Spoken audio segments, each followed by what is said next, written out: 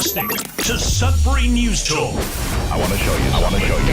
Stand by. On the morning shift.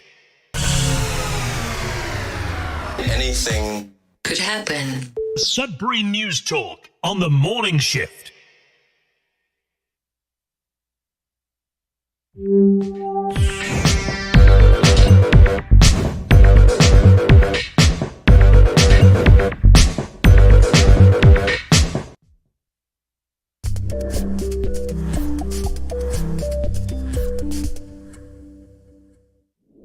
Good morning. Welcome to Sudbury News Talk on the morning shift. I'm AJ Walsh. Glad to be here with you. Thankful that you're here with us. We're off to a little bit of a late start this morning, but hey, it happens every once in a while. As long as we end on time and the Earshot Daily can resume on the radio, we're in good standing. We just have to truncate the show a little bit.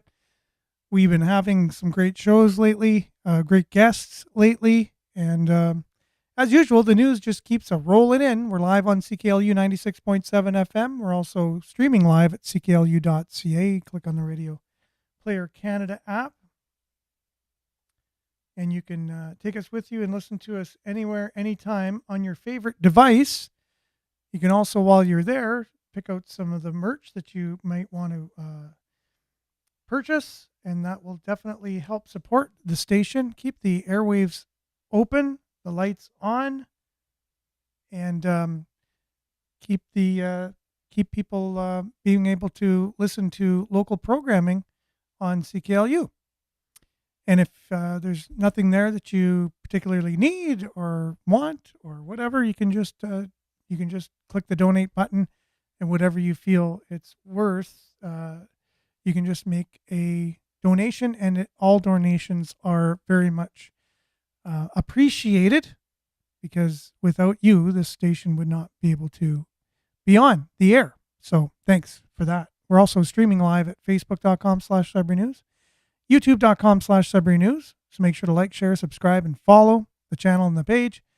Mainly comment for the show, because this is your conversation on your station. And the way that that we have a conversation with technology today is you're able to comment through texting on Facebook or YouTube during the live, and I'll do my best to read your comments on air for those listening. And then for those watching, just get them up on the screen. I can't get to all comments all the time, as you are well aware, those that join us on the show each and every weekday morning between 7:30 and 8:30. But I do my best, and for those watching, can see your comments at least, and those listening on the radio, just to let you know, we're also on demand. So when you're done driving to work, let's say, and that's how you listen to the show, you can head on over to Facebook, YouTube, Twitter, or on our news aggregating website, sudbury.news, and check out the show later. And the conversation, however, only continues on Facebook, because that's just kind of the way it is. YouTube, I guess you could make comments on the video, but it just seems like more people are on Facebook, and that's where the conversation is happening. So with that, we're going to kind of continue from our conversation that we left off yesterday, but there's a couple of city councillors being outed by the commissioner of the integrity commissioner of the city, and we'll look into that. I have some things that I said maybe off the cuff yesterday that weren't 100% truthful, so I'll have to correct some of those things, and we'll do that, and we'll begin the show with where we ended off yesterday. We'll come back with some of your comments and morning shout-outs after the weather with news headlines along with that discussion. It's going to be a great show today, so stay tuned. Looking forward to it. We'll be back right after this.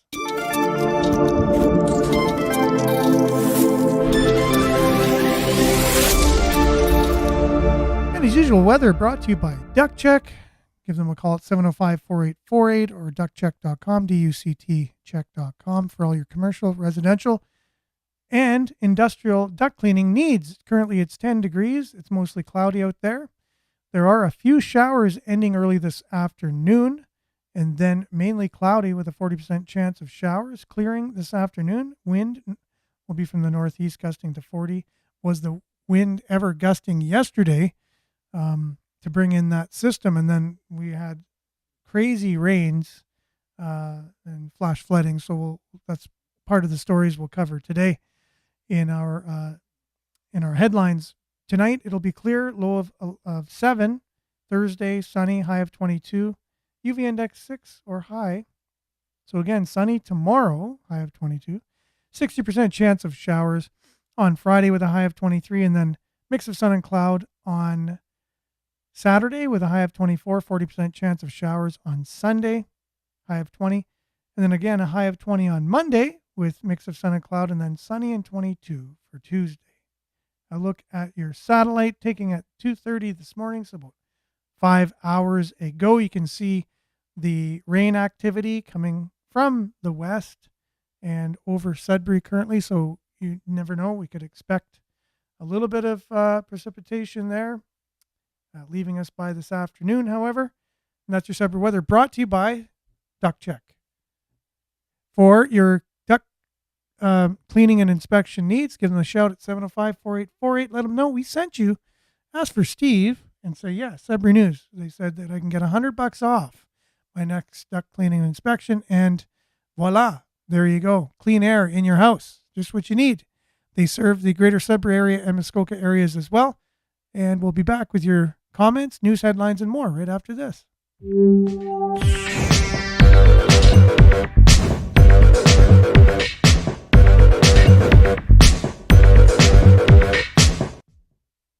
And we are back. Thanks for sticking around. Quite a few on this morning. I just want to give a few shout outs to those watching. And Nana, first to YouTube as usual. Good morning. Heart emoji. Blessings, everyone. Blessings to you as well, Nana. Judy, good morning to you. First on Facebook. And good morning, Sudbury, with a cloud and rainy emoji. Good morning to you as well. Monique and Marianne from Barrie liked and shared as usual. I got those two comments back kind of mixed up there, but Monique shared the cloudy with the rain emoji. Marianne's in Barrie, and Belinda's here with a positive statement of the day. Good morning, Belinda. Treat every day as a gift. You haven't even met all the people who are going to love you in this lifetime. That is true. Just recently, made a really great friendship with a really wonderful person that never would have thought it would have even happened. And, just it seems like I'm adding really great friends each and every day. Well, not that often, but it's just there's always more. There's always more good people out there to know. And the more you're out there and the more, you put it out there, the more you get back, and the more that great people start to accumulate around you in your life, especially if that's what you want. If you want good, it seems like good will be around you, and that's pretty much it. Sometimes it's not easy, but it is definitely worth it. So thanks for that, Belinda. Yeah, today is a gift. Every day's a gift. 100%. There's another exercise that I know it's really cool. A lot of us walk around, like Monique shared the cloud with the rainy emoji. It reminds me of the cartoon Winnie the Pooh, or the children's books, however you want to look at it. And the character Eeyore that walks around with the rain cloud over him with the voice, very, very meek and, depressing. Kind of like everything always turns out bad. But, where was I going with that? I had to think too much of the story from Winnie the Pooh. But yeah, no, every day is a gift, and we can get into that Eeyore mode. And, now I know where I was going with that. So there's an exercise we could do instead of looking at everything like Eeyore, or everything's depressing, or look at all the mountains in our lives, and all of the challenges and all of the depressing things. Start thinking of things that you're thankful for, even though it might be hard at first. You just start thinking of things you're thankful for. And it might be hard again, right? Okay, I'm thankful for the low-hanging fruit, like, okay, my best friend, or, I have a job, or just think of things you're actually thankful for. And once you start and you actually get going, it's hard to stop, even if you can stop. You'll start realizing that you could probably go on forever and ever of things that you're truly thankful for if you recognize it. If you truly spend the time, take the time to focus on the things you're actually thankful for, and not worried about or anxious over, or things that haven't even happened that you're worried about. If you really do think about the things you actually have to be thankful for, it's an amazing exercise. Your life will change. They call it attitude of gratitude. But yeah, just thanks, Belinda, for that, getting us off on the right foot today. Appreciate you. And Monique, Grand Rising with a heart emoji. Good morning, Monique. Thanks for being with us. Liette is in Collingwood. Good morning with the peace sign. Hope you're having a great morning. And Maurice, good morning to you with a smiley emoji. Marianne says, nothing normal about those amounts of rain. No, that was incredible yesterday. We'll get into that momentarily. And I think it was Belinda. Yeah, Belinda, you sent me a picture yesterday of the Chelmsford Mall, and it looked like basically you were driving a boat through the parking lot, but you were in your vehicle. Also, Marianne says, from what I've seen with those heavy rains, it almost seems like the drains have been neglected. Oh, I see what you mean. So in our cities, basically making sure that they're cleaned out and working properly. A possibility. I don't know how often they get cleaned or what kind of schedule they're on, and I'm not sure about Sudbury or Barrie. But it's, definitely there was a lot of flooding yesterday. And good morning, Vin. Thanks for being on. Along with Brian, good morning, Sudbury Campers. See, I knew you used that slogan. I said campers yesterday and you used patriots. Anyways, Marianne also says we have to remember we are stronger together. Divided we fall, and those in charge want us to fall, but we are better and stronger and wiser than they thought. And a lot of people could be listening and going, what are they talking about? That's crazy talk. Why would people in charge want people to fall? Well, let's just take maybe let's just say not as far as falling, but definitely suppressed.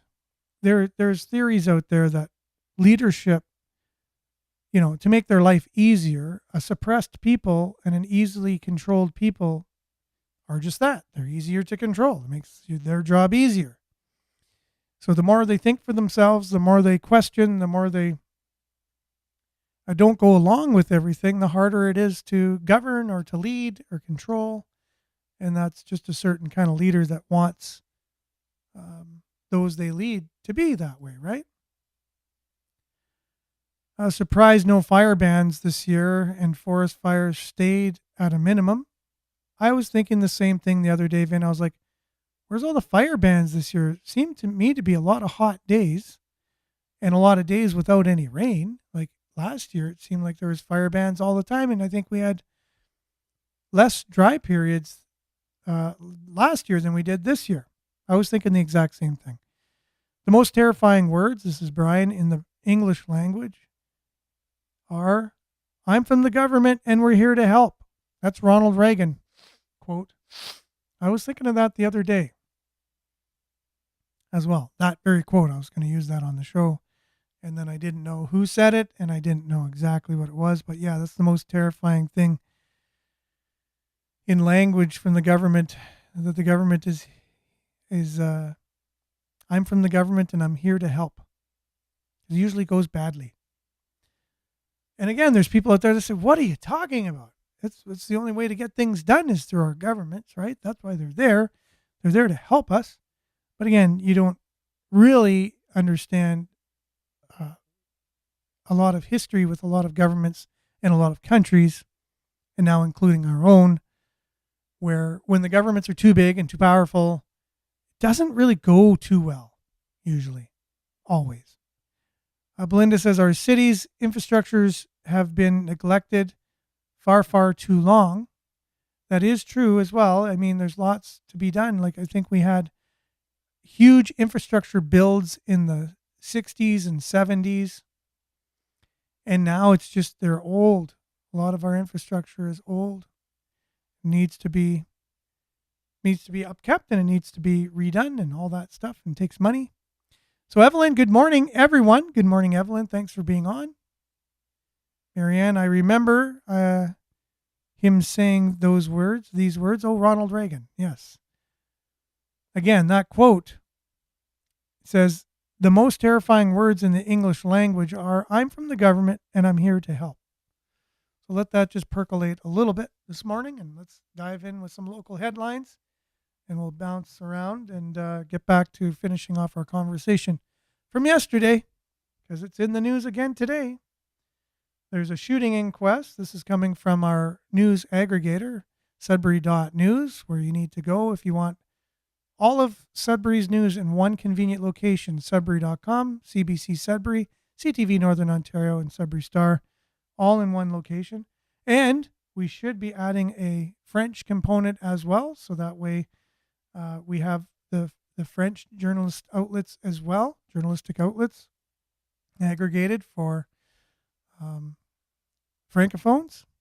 Evelyn says, just so people know, banks do not see tiny homes or off-grid living as equity. That is so true. What was the saying from the WEF's leader, and then regurgitated or spoken as well from many, many leaders, is that you'll own nothing and you'll be happy, right? I think that's the way things are going. And the new housing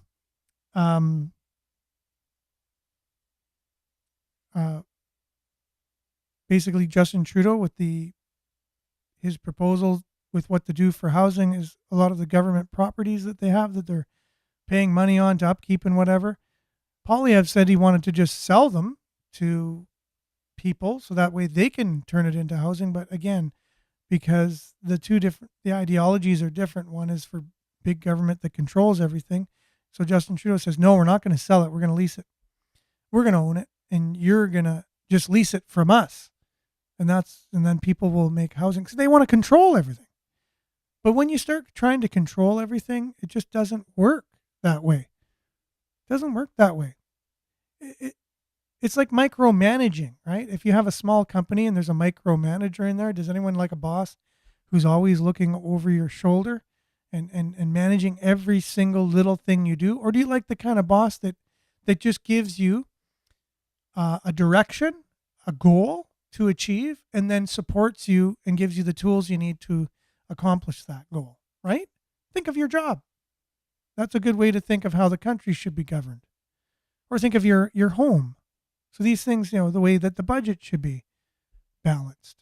It's really not that hard. So a job, we've all had them, micromanaging leaders, bosses. Did we appreciate that? Did we like that? Do you think everyone thrived under that kind of mentality? Or can you think of when you had a boss who just kind of gave you very clear parameters, say, okay, this is what we need to do. We have this long to get it done. Have at her. And then you come, oh yeah, but how do I do this? Okay, well, here's something that can help you. Let me know if you need any more help. Okay.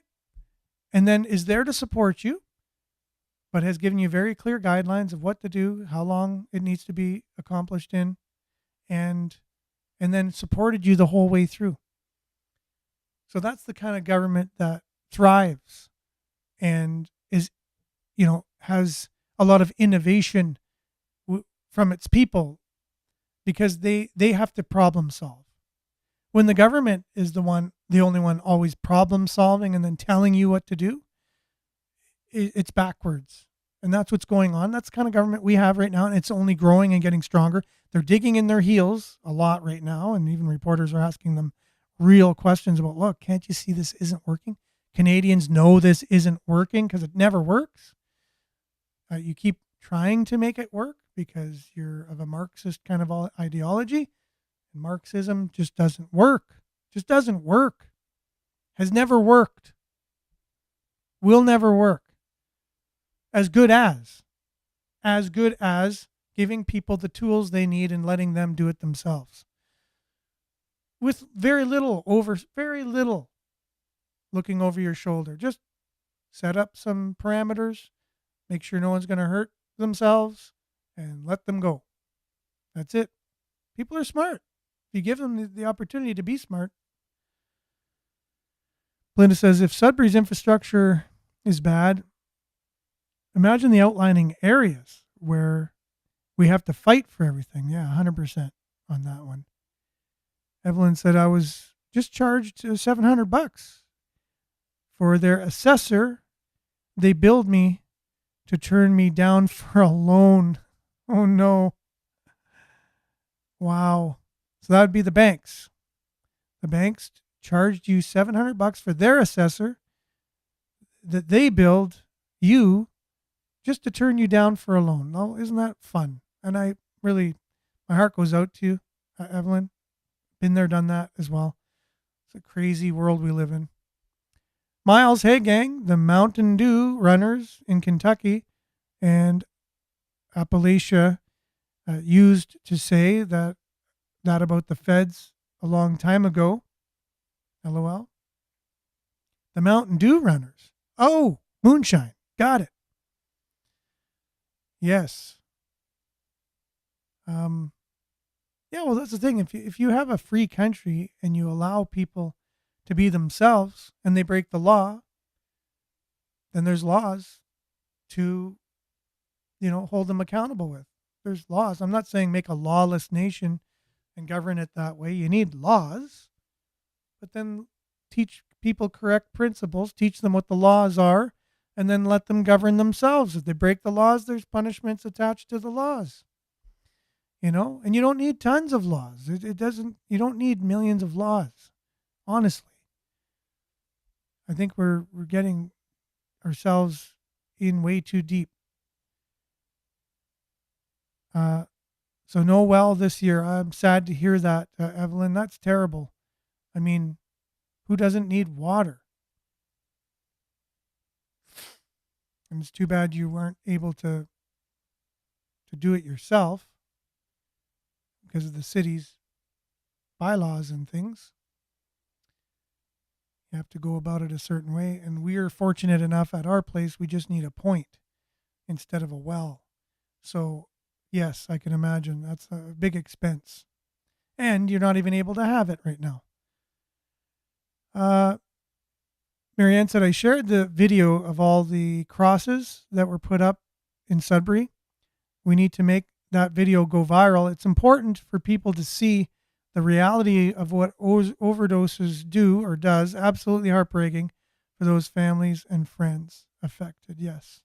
And we'll see if the Ontario government's new initiatives of these heart hubs will actually help or hinder the opioid crisis. I'm thinking it's going to help.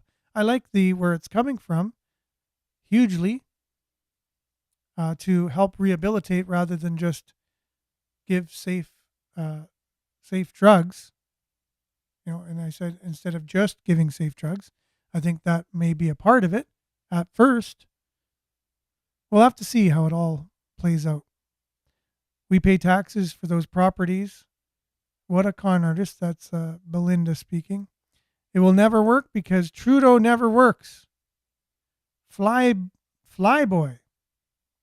Your words, not mine, but I'm reading it nonetheless. Marianne agrees. Vin Scott. Sorry, Vin. The majority government trying to implement their minority agenda is causing the majority discomfort. Correct. That's a really good way of putting it. And in the name of inclusivity, the only in capital letters applies to the minority.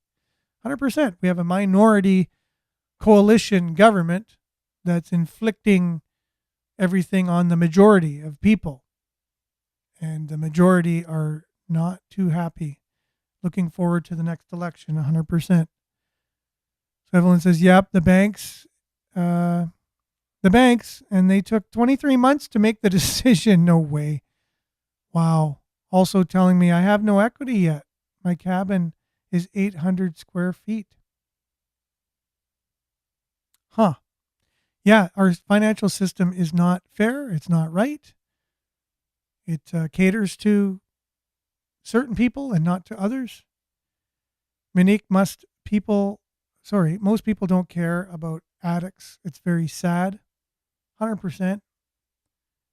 And then back to Evelyn with the well, they took 3 months to make that decision, the banks. That's crazy. So Vin is saying if 8 out of 10 Canadians are better off, no one discusses the remaining 20% ever. Well, the 20% is getting to be 25%, 30%, 40%. It's getting more and more. Like more and more people are going to be feeling more and more uncomfortable as inflation goes through the roof. We're going to be experiencing hyperinflation. We now have a supply chain issue that's going to compound some of these things. There's all kinds of issues going on economically that aren't looking very good for Canada. And many people, food bank use is through the roof. We got a video we're going to be sharing a little bit later showing the state of Canada. It's not looking good.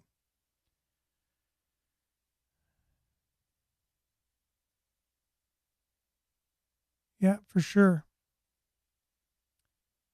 Aliette says it's a real heart punch when you drive up the memorial. No words to express the overwhelming feelings of the sacred spot and the number of crosses. That's on the corner of Paris Street and Douglas Street in Sudbury.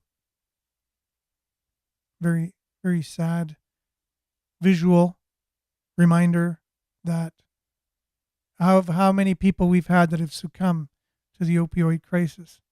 And any one of us could be represented by any one of those crosses, by the way. All it would have taken was for you to go to the doctor with whatever pain you were going through at the time. It could have been you just had a recent operation, you had some back pain, you had whatever temporary pain that the doctor prescribed to you, OxyContin, back a few years ago. That's all it would have taken. And you could have been one of those crosses. So that's who are those. A lot of those crosses are just everyday people like you and I that through even the medical system, just getting prescribed opioids, became addicted, lost control of their life due to their addiction, ended up spiraling and to the point of then succumbing to it and losing their lives. And it's sad, and I don't think there's been accountability where accountability needs to be. But some companies who profited from that whole thing, I think, need to be held accountable. But no, they seem to be making more money off different viruses and things that are going around that they got the solution for. You know? And all kinds of new drugs and things that people are taking. You know, the drugs that are given out to people to prevent overdoses. They're the very ones who are at the head of the opioid crisis in the first place. That's the real terrible thing. The very company that started the OxyContin epidemic, the opioid epidemic to begin with in North America, are the very ones that are producing the very drugs that are given out to people paid for by your money. So they're profiting off that. That's why I really don't agree with the whole safe consumption idea.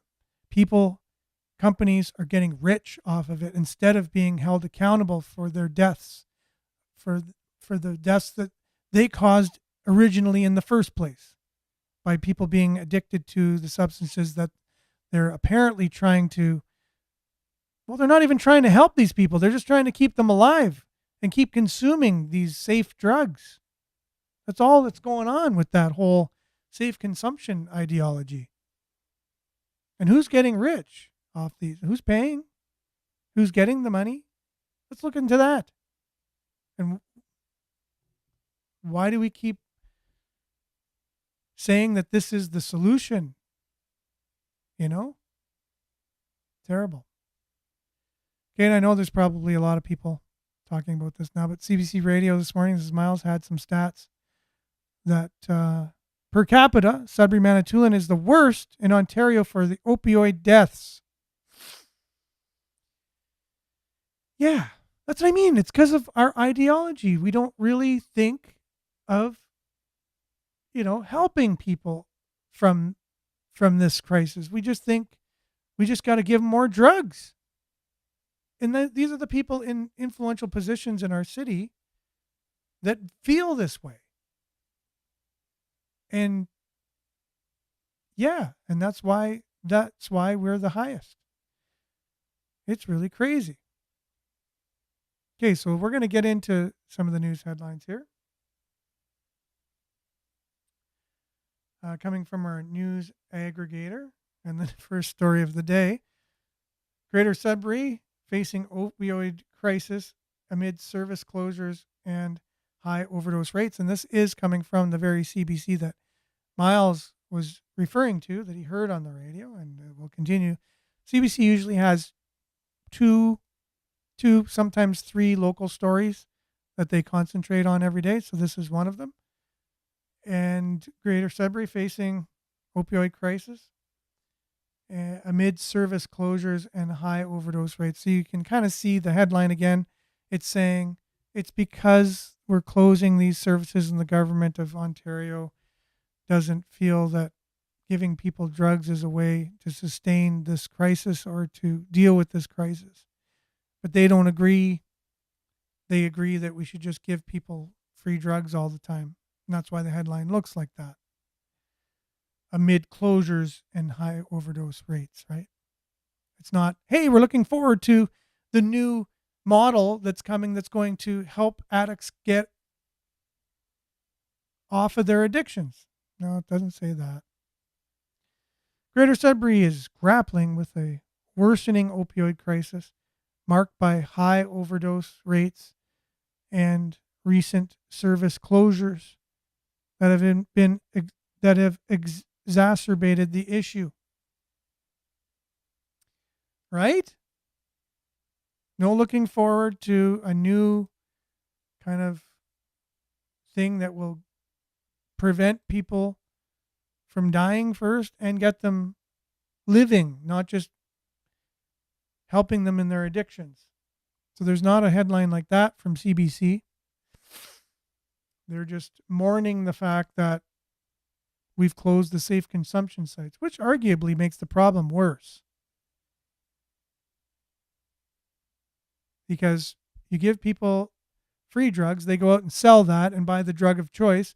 It puts more drugs on the streets than there were in the first place. So that's just one angle. There's more. It's a whole systematic thing. And there's many people out there went out there and have done the research.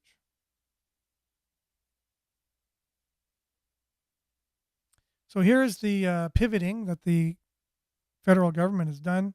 Canada to restrict low-wage foreign workers, consider lower immigration targets. They're going to consider it. They're going to consider to restrict low-wage foreign workers, and they're going to consider lower immigration targets. I wonder why. Why are they considering this? I thought that was their solution for Canada, to bring in 1 million people a year without enough housing or infrastructure or our medical system able to handle 1 million new people a year, right? They're going to consider it. So that's the new pivoting from our leaders. And then, so Sudbury.com with their good morning to start your day stories. Yesterday, we're talking about another counselor that's being reprimanded by our city's integrity commissioner, right? Landry Altman lambasted for offensive conduct at April meeting. So for her conduct during a public meeting on April 8th at the LIUNA Union Hall, Ward 12 Councillor Jocelyn Landry Altman may face a 20-day suspension in pay. That is, if the city's elected officials vote to support a recommendation by City Integrity Commissioner David Boghossian on the September 3rd council meeting. In his conclusion, Boghossian wrote that the April 8th Flour Mill Community Action Network, or the CAN meeting, is a prime example of a councillor supporting the not in my backyard ism in its most offensive and vitriolic form. In order to advance this not in my backyard agenda, Landry Altman engaged in the breach of 4 fundamental tenets of democracy, which are enshrined in the CAN terms of engagement and standard operating procedures. For this, Boghossian concluded that Landry Altman should face a 15-day pay suspension. She may face a 20-day suspension, but he said that she should face a 15-day pay suspension. So this is also going along with Councillor Labby, who is also the commissioner, is also saying that she needs to also face a 20-day suspension, right? So the headline from Sudbury.com, self-interest drove Labby to malign city CAO, says in the report. So for publicly maligning city CAO Ed Archer and Ward 7 councillor Natalie Labby should face a 20-day suspension of pay and apologize to the city's top bureaucrat. So concludes City Integrity Commissioner David Boghossian's 40-page report, which responds to complaints regarding Labby's content or conduct earlier this year in response to the city CAO Ed Archer's decision to hike management salaries. Labby made repeated breaches of confidentiality and misleading statements in the name of defending herself. Boghossian concluded in a report tabled for the September 3rd City Council meeting, at which the city's elected officials are slated to vote on whether to proceed with sanctions. In conversation with Sudbury.com this week, Labby said she's sticking to what she said. I used my outside voice for a few things I probably shouldn't have, but I will not take it back, she said. It's what I feel. I feel strongly about my opinion. And I stay strong against that. And I did not mislead the public. So it'll be an interesting meeting on Tuesday. I got to say that. So you can watch the meeting live as far as I know. You can catch the meeting live. You go to the city's website. I know a lot of times on our website we have a news aggregator that takes the city's city's headlines and press releases from their newsroom. And a lot of times right on our website on the right corner you have city, you have provincial, and you have federal press releases, a section there. It's in red on the right side. And it's easy to navigate. You just click on whatever they have. So here's an example here. So currently they have a temporary service disruption for New Sudbury Library. That was on August the 27th, so yesterday. An HVAC upgrade in the New Sudbury Library will temporarily disrupt regular branch services from Tuesday, September 3rd to Friday, September the 6th. So you have these city kind of press releases that come out. So if you want to stay in touch with that and you don't need to go to the city's website, it's right on our news aggregator right here. Students explore the world of entrepreneurship through the summer company program. That's also another story from the city. Enjoy the last few weeks of summer in downtown Sudbury. And oftentimes these stories that the city just puts out in a press release are taken from the news organizations and they do a story on them, right? So you'll see that in the headlines today as well about Mayor Lefebvre saying Sudbury downtown is the place you want to be. There's lots of things to do along with the Sudbury BIA. If you haven't been downtown in a long time, now's your chance. Get down and enjoy it.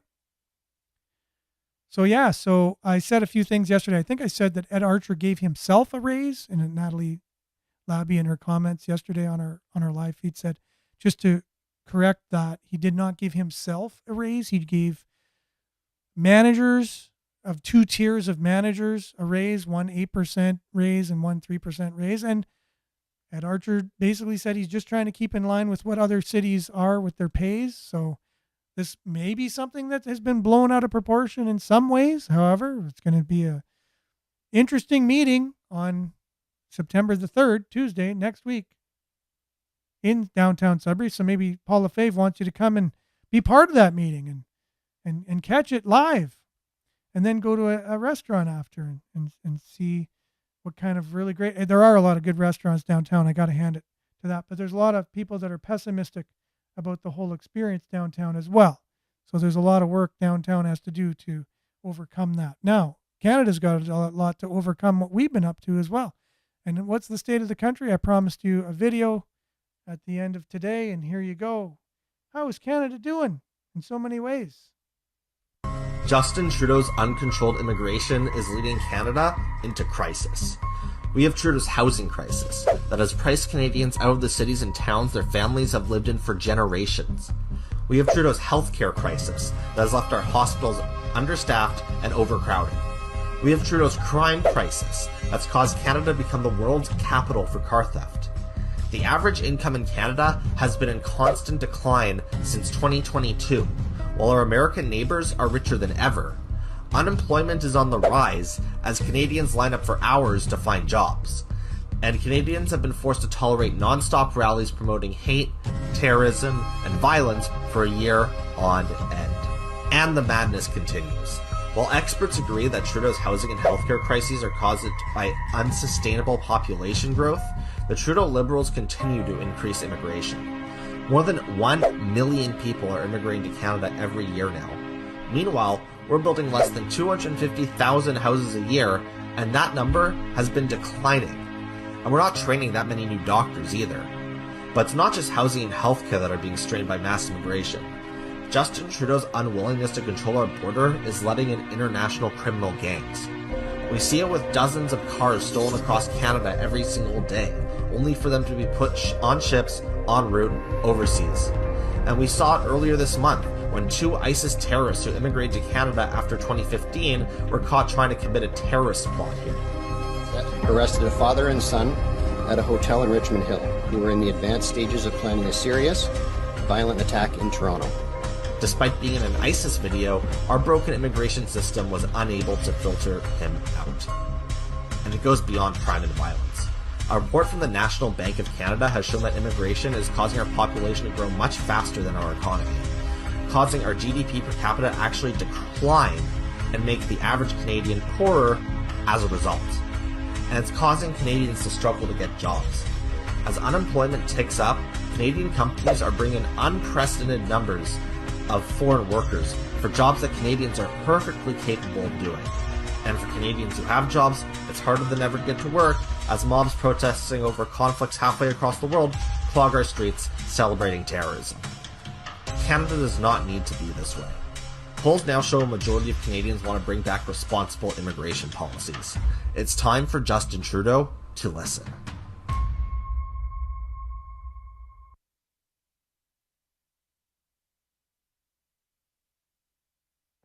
And there you have it. And that's the show for today. We really appreciate all y'all being on. Thank you so much. I hope you have a great Wednesday. It is hump day today. So stay tuned now for Earshot Daily on CKLU. And have a great Wednesday. We'll be back same time, same place, God willing, on all the same platforms tomorrow. So stay tuned for that. And stay tuned for Earshot Daily. Have a great Wednesday, everyone. Ciao.